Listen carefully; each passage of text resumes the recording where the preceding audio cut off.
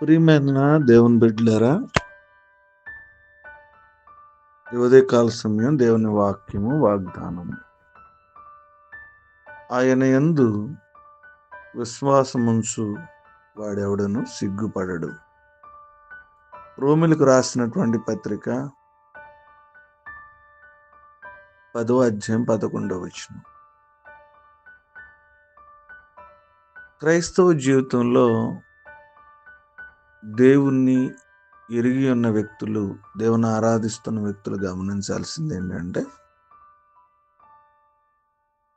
సిగ్గుపడే పరిస్థితులు రావడానికి, సిగ్గుపడకుండా ఉండడానికి గల ప్రధానమైన కారణాలు ఏంటి అని మనం ఆలోచిస్తే, సిగ్గుపడడం అంటే మన జీవితంలో తల ఎత్తుకోలేని స్థితిలో మన యొక్క ఆర్థిక, ఆరోగ్య, శారీరక, ఆశీర్వాదకరమైన పరిస్థితులు బాగోపోతే కాస్త సిగ్గు లేదా అవమానం కింద మనం ఆలోచిస్తూ బాధపడుతూ ఉంటాం.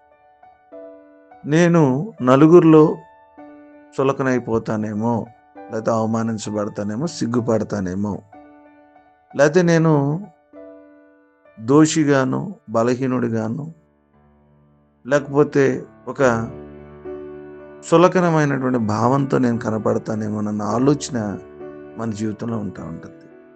అయితే దేవుని ఎరిగినటువంటి వ్యక్తి, దేవుని యందు విశ్వాసం ఉంచినటువంటి వ్యక్తి ఏ ఒక్క వ్యక్తిని సిగ్గుపడినవాడట, అవమానపరచబడినవాడట.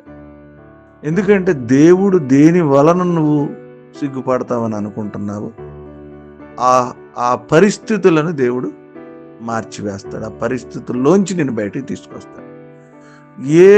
ఏది నా బిడ్డల వల్ల, నా కుటుంబం వల్ల, దేని వల్ల దేవుడు నిన్ను సిగ్గుపడినాడు. కానీ మన జీవితంలో ఆయన యందు విశ్వాసం ఉంచాలి. విశ్వాసం ఉంచింది దేవుడు సిగ్గుపడనటువంటి పరిస్థితుల్లో నేను జ్ఞాపకం చేసుకుని దీవిస్తాను. దేవుడి కొద్ది మాటలు మనం వెనుకలు ఫలించి ఆశీర్వదించును. ఆమె మహోన్నతుడ, మీకు స్తోత్రాలు. రోమిలకు రాసిన పత్రిక ద్వారా ఈ ఉదయకాల సమయంలో మాతో మాట్లాడారు. వేకుని లేచి ఆరాధించాం. వాక్యం ద్వారా ఈరోజు మాతో మాట్లాడారు.